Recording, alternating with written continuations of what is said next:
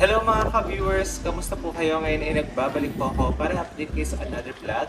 For today's video, ang gagawin po natin is meron tayong house tour plus installation po natin ng ating mga kurtina dito po sa bahay ng ating client at subscribers po from USA. So ito po mga ka-viewers na okay learn natin dati. Lumabas rin dito sa vlog ko and ayun naman po na close deal naman tayo at tayo po ang na-consider ni client na maglagay ng kurtina. So ngayon po tara habang nag-install sila dito, papakita ko po sa inyo yung mga pinalagay po ni client dito sa kanyang bahay. At sa ngayon po, ayun po maraming pang mga pinapa-improve pero pwede na siyang i-house tour kasi buo na rin po ang kanilang dream house. So tara, mag-tour na po tayo. Alam niyo mga ka-viewers, napakaganda po ng property ng owner kasi napakatahimik, talagang provincial feels at ang ganda-ganda po ng view dito. So ngayon po mga ka-viewers, sa fences po niya, syempre subscribers natin yan, may touch of white and gray po para sa kulay, which is isa po sa favorite color natin yan. And ito na po yung mga design po na kanilang mga fences. Ito po ay tubular, ayan, tapos dito meron siyang service gate na meron mga wall lights. Ayan, pakita ko na lang sa inyo, finish siya na sliding. Very nice, ang smooth po ng pag-light. Tignan niyo naman po kung gano'n ka-provincial feels o meron mga kalabaw doon. Tada! Para po sa kanyang lot area mga ka-viewers, ito po ay 1,300 square meters. And para naman po sa kanyang bahay, ito po ay 250 square meters. And ito po mga ka-viewers is meron po siyang 4 na bedroom and 3 bathroom. Bali ito pong modern bungalow mansion house po na ito is high ceiling po yan. And syempre po, tingnan niyo po, European vibes yung design ng house. So para po sa exterior paints, ang ginamit po is tool white and shade of gray po. Ito yung ceiling po sa labas. Ito po ay PVC panel na wood look light gray. And yung kanya pong downspout, ang ano po, cube po yung shape niya. Ayan, or itatawag nilang rectangle po ang shape. Ito yung column. Tapos sa ibaba po ng column, meron pong 30 by 60 na tiles. Ito po ay may pagka-sugar po yung design niya. May kumikinang-kinang po na effect dyan. So ito for sure po, nabili yan sa Wilcon kasi nabablog ko po ito doon. Para naman po sa window, ang ginamit po is analog, which is yung glass po reflective, plus ayun na po yung screen. Kung mapapansin nyo po, talaga po yung lote po ng owner is napakalawak. Actually, pwede ka na pong mag-farm life sa laki po ng kanilang lote. So dito po, meron silang swimming pool na ongoing po ang construction. Dito sa dulo guys, meron silang outdoor bathroom since meron kasi silang swimming pool. Ayan, tapos po kung saan po located ang kanilang supply po ng water. Ayan, dyan water tank. Then sa taas po ng kanilang, sa taas po ng area na ito mga ka-viewers, meron pong second floor or rooftop para po makita yung napakagandang view doon. So akyat tayo para makita natin, no? So let's go po.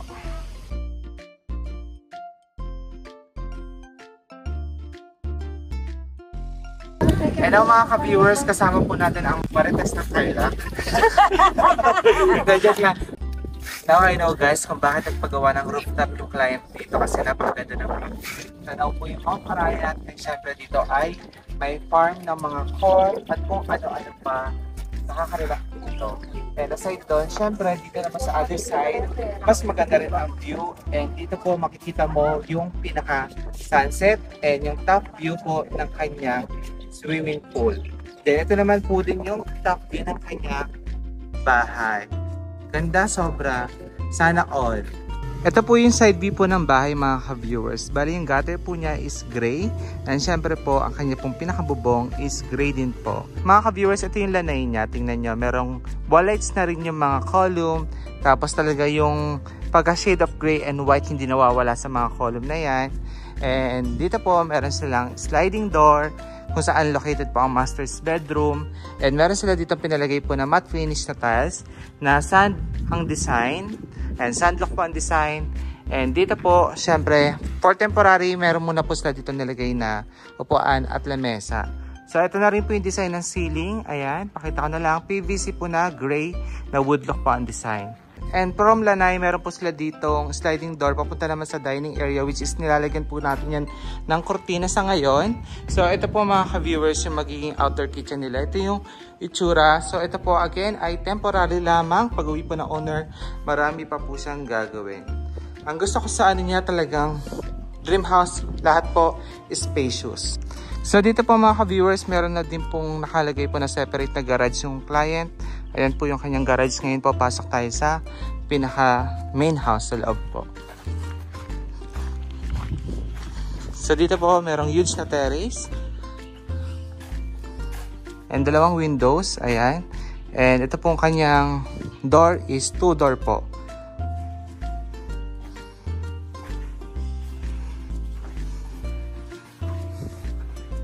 Pagpasok mga ka-viewers sa loob po ng kanilang dream house, meron po ditong partition sa center. So dito po naglagay tayo ng cortina natin, which is ito po yan. So ang kulay po na ito is smoke. Isa sa best seller po natin yan.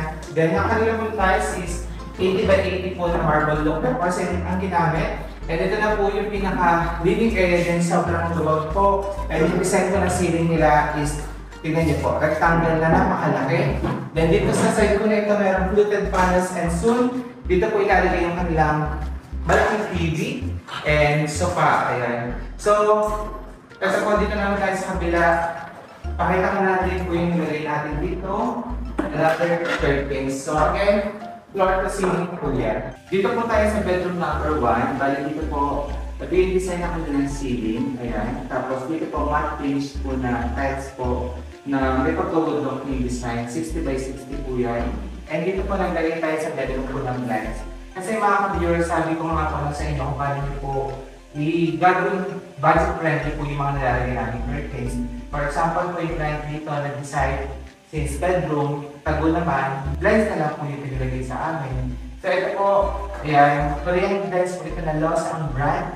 Again nga, Korean blinds po kasi meron dalawang klase nga, meron China, may Korean, which is mas maganda po si Korean at ito po branded, Losa ang gamit natin. At dito po mga ka-viewers, sa ngayon, atayin po namin client at pag-aaralan mo po niya. Gusto niya rin makita kung ano po ba yung magandang ipalagay dito. It's either cortina or blinds kasi medyo, kung iba blinds po natin may pagka curve po yung finish sa taas. Kaya ayun po, sabi niya sa akin, tingnan niya muna daw pag-uwi niya kung ano daw okay sa kanya, which is okay naman po yan para siya din po ma-assess niya itself kung ano po yung mas better sa windows po na ito. And next po natin dito naman po tayo sa master's bedroom. So ito po master's nila, isa rin po sa pinaka-spacious po na bedroom dito sa part po ng bahay nila.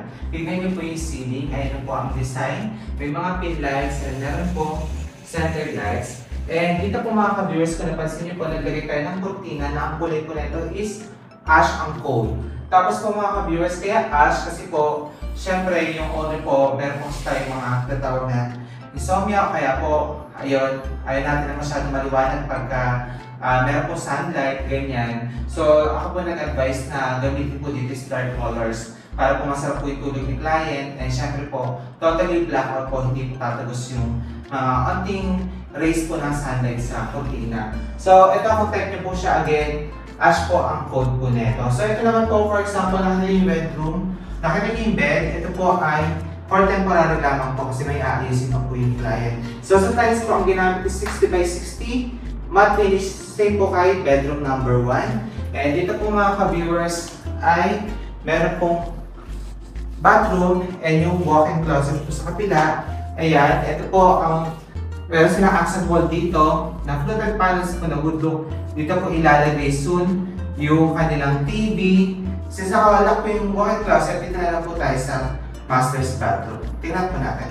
Dito tayo mga ka-viewers sa kanilang master's bathroom. Wow! Ang laki po ng master's bathroom.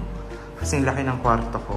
Bali po sa tiles flooring, ang ginamit po is 60 by 60 po na porcelain tiles, matte finish. And sa mga wall naman po is 30 by 60 na white glossy po na porcelain. Ito na rin po yung design ng ceiling niya. Ayan. Then ito po kanyang sanitary ware. Posy po ang brand and meron pong accent na mosaic tiles po na sa Wilcon din po ito nabili. Tapos po dito meron silang shower partition. Na sa gitna po is may smoke na effect para po hindi po makita yung nasa loob na naliligo. Tapos, ayan po yung tsura sa loob ng kanyang shower area. And meron po siya ditong niche paglagyan po ng mga toiletries. Then dito naman po, meron po ditong his and her po na sink, which is meron din pong accent na fluted panels dito na gray. Then yung kanyang pinaka mirror. Tapos po dito ay meron pong windows. Ayan. Siguro dito may mga papalagay pa po dyan. Ayan. Laki.